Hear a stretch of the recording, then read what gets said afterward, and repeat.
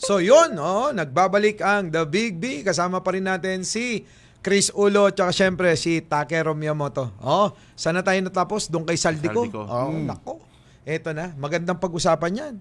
Bakit, Kanyo? Di ba? Nagiging issue nga ngayon yung mga nilalabas na mga video sa kanyang page baka mismo. AI. Oo, baka AI. Diba? Alam nyo naman yung ating teknolohiya ngayon pagdating sa mga ganyan, ano? Talagang hindi mo na masabi kung alin ang peke at hindi Actually, pati si Representative Laila de Lima nagdududa Kaya sabi raw mag-live daw, i-live. Kita mo naman, si Senator Robin Padilla naglabas ng ng maliwanag na AI video. Nadali pa siya, di ba? Nadali pa. Di ba? Naalala mo yun? AI ba yun? Yung audio? Oo, ang tagal-tagal na nun. Oo, yun, late 2023 pa, lumalabas na yung mga yan. Actually, si Senador Robin Padilla, nagulat din ako, ba't pinatulan niya yun? Kaya nga. Hindi nga natin pinatulan yun Actually, marami nagpasa sa akin yung dati. Kayo nagkakabayaran yung Hindi ko pinatulan din yan. Hindi ko pinatulan yun At saka, isipin mo si Yusek Atty. Claire Castro may ikipag-usap ng ganon. Tapos hindi niya mo lang maiisip na i-record yung boses niya. Ito nga, common sense nga. Diba? Kung mahina talaga si Robin dyan, bakit? Yung mga binabanggit na mga binabayaran, puro mga DDS vlogger. Hindi niya rin kilala yun? Hindi niya rin kilala yun. Taga-Bukid, diba? Rosalinda, Mandarahog. Tapos yung sinasabi niya na sabi raw, baka si Yusek Atty. Claire Castro, sabi nila. Pero baka siya hindi alam kung sino yung sabi nila. Bumati ka sa comment section. Pero bakit siya nag-name drop? No, ganun siya ka-unethical Sa totoo lang, yung dalawang babae nag-uusap doon sa AI voice clip. Wala naman binanggit na tao. Alam mo, walang binanggit. Meron akong nakikita dyan Alam mo kung yung akin pananaw ko lang naman ito. Baka gustong i-connect itong issue na isiniwalat ni Robin Padilla para sumuporta dun sa siniwalat naman sa Kongreso netong batang Marcoleta. Meron daw mga mga bayaran na mga vlogger na nagre-range daw ng 7,000 pesos. 7,000? Hanggang sabi noon, anak ni Marcoleta. Congressman. Hindi, naman 70 at 10,000, 15,000 hanggang 70,000 daw sa handler. Tapos daw grupo-grupo daw 'yan. Nako. Baka hindi alam yata ni Congressman Marcoleta kung magkano kinikita ng vlogger. 'Di ba? Para isakripisyo para sa mga ganyan. Pero 7,000 late lang noon. Sa akin yung ibigay, sasampal ko sa inyo. Lang yun. Pero yung anak ni yung Congressman na Marcoleta, nung nakarang pa dakdak yun na may bayarang vlogger. Oo. Pati niya sabihin kung sino. Wala naman napatunayan. Pati niya sabihin. Oo. Yan malaman kung sino yung sinasabi niya. Ito na nga, papasok ko na naman itong lagi sinasabi ni Atty. Claire Magaling sila magtanim ng intriga. Maliwanag na maliwanag yung ginawa ni Robin Padilla. Intriga yun Di ba? Intriga yan. Tinanim na intriga ngayon. Abay ginawa pa. Magpa-imbestiga. Nakakatawa pa diba? Si Senador Bakit Robin. magpapa-imbestiga? Dahil nga daw doon. Nakakatawa pa kay Senador Robin. Mga sir. Sabi niya doon, kaya niya gusto ipatugtog, i-play yung video na yun. Para malaman. Sabi niya, para malaman. Gusto ko manggaling sa inyo. Kung ano ba to? Si Yusek Atty. Claire Castro. Bakit mo sa kapwa mo, Senador? Bakit siya forensic expert yan? Bakit siya nag-name drop kaagad, no? Ayun ang tanong ko dun Yusek kaagad? dapat ang ginawa niya, nagpa-imbestiga muna. Hindi. Pinaforensic expert pinaforensic niya muna yung audio clip kung kay Yusek Atty. Kapag positive, nilabas ng NBI or PNP na positive. Ano ba yan si Tsaka niya ibida. Hindi ba? Ito si Yusek. Ito ang certificate galing PNP NBI. Authenticated na to na si Yusek. Tsaka mo ibida. Hindi ba na yan? Tatanong mo kung si Yusek Atty. Claire Castro, ano alam nila Tito? Hindi naman mga taga hindi ba natuturuan nila Marcoleta yan? Di ba isang grupo yung mga yan? Di ba? Alam ko dapat bago sila magsalita ng ganyan, may betting muna yan Nagbe-betting muna sa una Wala ba nagturo dyan na parang sablay atay sasabihin mo on public yan Hindi sa opisina niya na lang insan, maraming advisor na abogado yan. Isa pa yan, advisor pa yan. Diba? Bago niya yan dapat na pinalabas, kinuha mo na sana.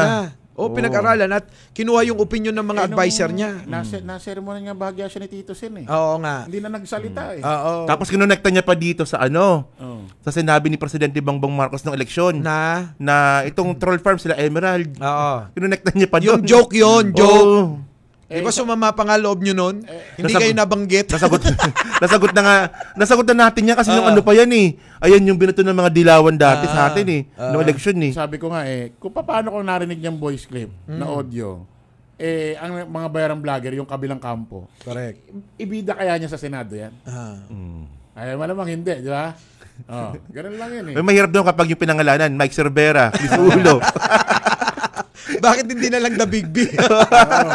Diba? Isang grupo na yan eh. Oo, di ba? The Big B ho, The Big B. Isang grupo yan. At least realistic. Pero hindi yan yung topic natin eh. Oo. Saldi ko tayo. Mauubos yung oras natin, baka hindi natin matalakay. Takero, banatan mo. Yun nga, ayun nga, si Saldi ko nga, nakita na nga yung mga asset ni Saldi ko. Sinabi ko nga kanina na meron siyang at least 4 billion pesos na pera sa bangko, na hiwa-hiwalay. 205 na bank accounts. Na na-amlak na nga dapat, no? Tapos bukod pa nga dito yung mga air asset.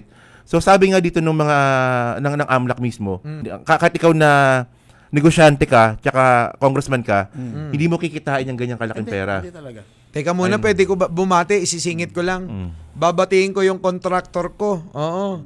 Si Joe. Oo ha. Joe, nanonood si Joe. Oo, ayan, nanonood, nakikita ko. Contractor ko to, hindi hindi nag-o-overprice at saka hindi nag-go-ghost project. Talagang magaling, maganda, no? Magaling, oo. Ayun, tuloy mo. So, yun nga. So, meron pa siyang air asset na aeroplano, mga 6 ata. Actually, yung air asset niya na worth 5 billion. Pera pa lang Marami yun. parang air asset niya sa ano ba tong ahensya natin? Sa Kaap. Oo, mas marami pa daw. Eto ngayon. Siya. Oo. Kung yan nababanggit nyo ng mga ari-arian, yan, legit. Pero yung mga sinasabi niya, ilang beses na nagsisinungaling eh.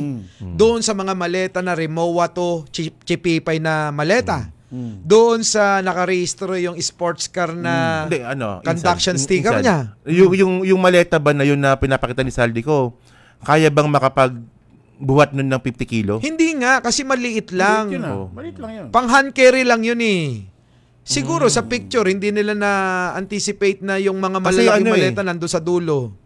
Di ba alam ko, di ba kapag ilang million yung sinasabi niya sa loob 48 to 50 million. 50 million. So, sa isang maleta. So, mga 50 kilo rin yun na pera. Yes. Ganun yun. Hindi kakasya sa hand carry. Yung bigat ba, kaya ba ng maleta? At saka yung mismong maleta, hindi talaga kakayanin yung ganyang kasi mga klase. Kasi expert sa maleta to eh. Oo. Expert ako dyan. Hindi kakayanin. Maaari, mapupuno mo siya, pero kapag biniyahe mo na yan, sigurado bibigay. Isipin nyo lang yung yung isang kabang bigas. Yan. Ganun siya kabigat. Yung 50 kilo na bigas. Ipapasok kasi mo binubuhat ko yun talaga. Hirap na hirap akong buhatin yan eh. Ipapasok mo doon sa maleta na yun? Oo. Kaya nga sinasabi ko, maniniwala ko kung yung brand ng Rimowa, talagang matibay yun. Pero yung tagwa 1,000 na na maleta. 1,000, di ba? 1,500. Pang hand carry nga lang yun. Pang baklaran na. Maleta na baklaran yun. yun. Hindi kakasya, no? Oo. Hindi kakasya. Di kung kakasya nga, hindi talaga kasi bumibili ako niyan eh. Yung nung nag-abroad ako dati, yung maleta na tagwa 1,500. Madaling masira yun. Ang daling masira talaga nun. Wala. Ilang gamit mo lang, ilang balibagan lang sa airport yun, wala na eh. Hindi, pagpunta ng abroad, sira na. Tatapon ko na rin. Yun na nga. Di ba?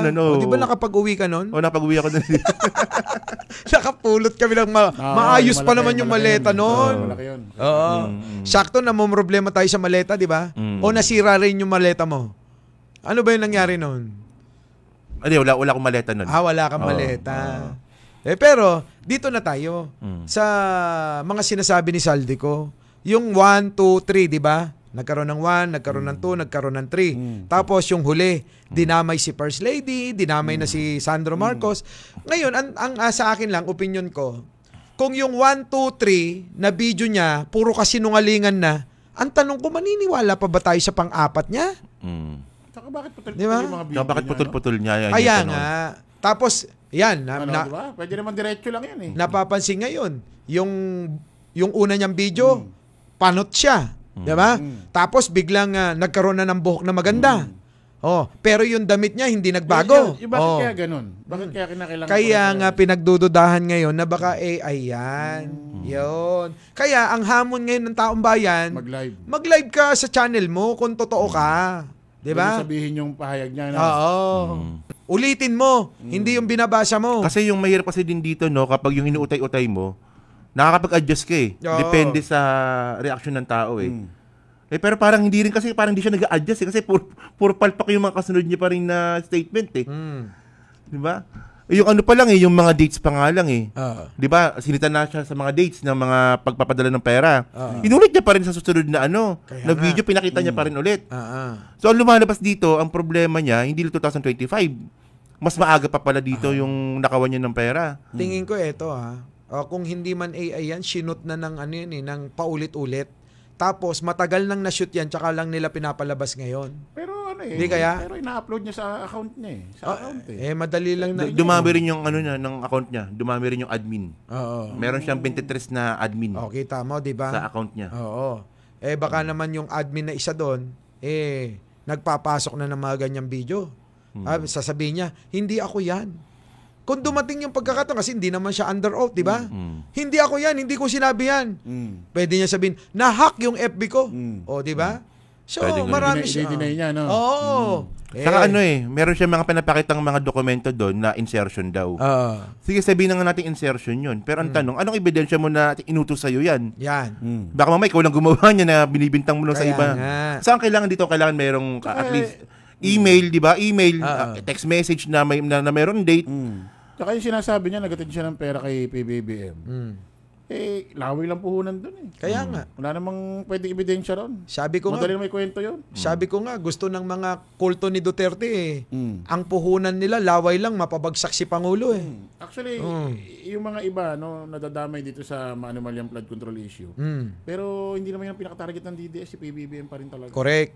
Yun talaga kasi wala naman silang benefit sa mga yan. Kailangan si PBBM ang mapababa. Wala Kaya nga, ayun yung nakakatakot nga dito eh.